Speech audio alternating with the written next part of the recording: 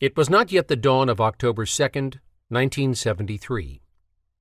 Dot Kernodle prowled the length of the half-dark bedroom, afraid to let her eyes adjust. The gloom made a tunnel. The bare gray wall on one side curved in over her, and on the other side she could see something like a double row of pearls grinning at her from the darkness. Her heart was beating hard, and her breath came short. Nothing could have prepared her for this. Blanche Taylor, Dot's sister-in-law, had called her at 5 a.m. In her little girl-lost voice, she had said, "I can't wake James. Will you come on down here?" James was Dot's baby brother. Dot raced to her car in her pajamas and drove as fast as she could the short distance through Burlington to the little one-story frame house at 1014 Fair Street.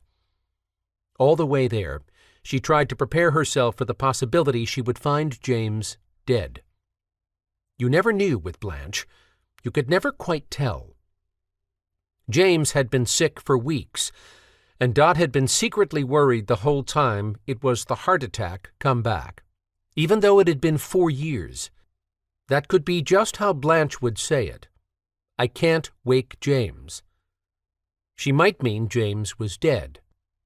In the midst of her fear, and in spite of an already looming grief, Dot was irritated with Blanche. It even irritated her to have to be irritated at a time like this. But why should this time be any different? Dot had steeled herself as much as possible for what she might find. She had always been the toughest of the Taylors. If this was another heart attack, the rest of them would need her to take the lead. But no amount of inner resolve could have prepared her for this.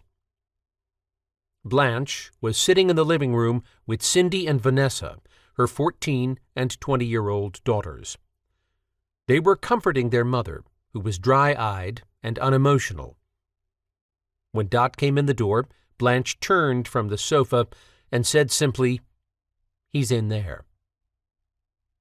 Dot went into the room where James Taylor slept.